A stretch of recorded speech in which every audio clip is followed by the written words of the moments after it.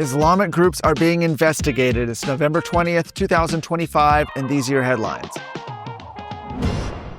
In an update to a story that has developed throughout this week, Governor Greg Abbott is now escalating his crackdown on the Council on American Islamic Relations and the Muslim Brotherhood, directing the Texas Department of Public Safety to launch full criminal investigations into the groups and their affiliates. In a letter to DPS Director Freeman Martin, Abbott said both organizations have long made their goals clear: to forcibly impose Sharia law and establish Islam's mastership of the world. He accused them of supporting terrorism, engaging in intimidation, and attempting to subvert Texas law. Governor Abbott pointed to federal court findings linking CARE to Hamas, including a 2009 Supreme Court ruling noting ample evidence of CARE's associations. He also cited reports that CARE recently gave cash grants to students disciplined for pro-Hamas disruptions on campus. Abbott said the goal is to identify, disrupt, and eradicate terrorist organizations engaged in criminal activities in Texas, adding that DPS will also investigate anyone attempting to impose Sharia law, which violates state statutes. The directive comes days after Abbott formally designated CARE and the Muslim Brotherhood as foreign terrorist and transnational criminal organizations. CARE responded sharply, calling Abbott an Israel First politician who's stoking anti-Muslim hysteria. And just today, they filed a federal lawsuit against Abbott, as well as Attorney General Ken Paxton. DPS has been instructed to coordinate with federal partners, probe illicit financing, and work with the Attorney General's office on nonprofit oversight. A fierce judicial battle is unfolding over Texas's new congressional maps. Judge Jerry Smith issued a blistering 104-page dissent after a 3-judge federal panel voted 2-1 to block the new maps that were passed earlier this summer. Smith accused his fellow judges Jeff Brown and David Guadarrama of judicial misconduct in cutting him out of the deliberations. Smith, a Reagan appointee, says Judge Brown issued a 160-page opinion without giving him reasonable time to respond. He called it the most outrageous conduct he's seen in 37 years on the bench.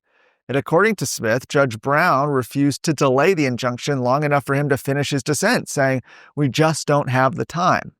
Well, Smith argued the majority set a dangerous precedent by sidelining a dissenting judge and diminishing access to his opinion in the docket. He also accused Brown of judicial activism, ignoring key expert testimony, applying the wrong legal standard, and treating partisan redistricting as racial gerrymandering without sufficient evidence. Smith went further, claiming outside influence from left-wing activists and highlighting connections between plaintiffs' experts and George Soros. Well, Texas has already appealed to the U.S. Supreme Court and is seeking an emergency stay. A decision could come within just days. Real Texan. I hope you'll sit down with Texas Scorecard every Sunday as we visit with real Texans who are doing real things to make the Lone Star State shine even brighter.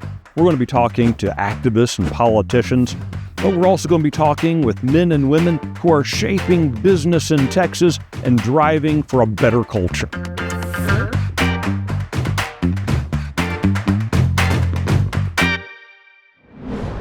University of Texas Regents approved a series of rule changes today to bring the system into compliance with a new state law, Senate Bill 37.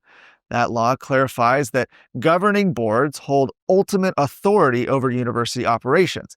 This would end the practice of shared governance, replacing it with strictly advisory faculty bodies. The Regents also adopted SB 37's requirement for annual reviews of campus vice presidents, provosts, and deans, and added their own rule requiring department chair reviews at least every 6 years.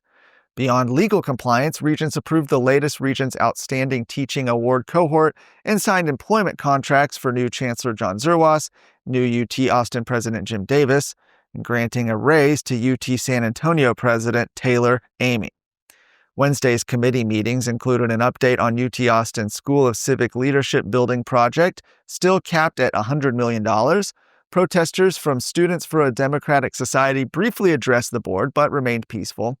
Regents also discussed cybersecurity and floated plans for a new UT-affiliated healthcare complex in North Austin.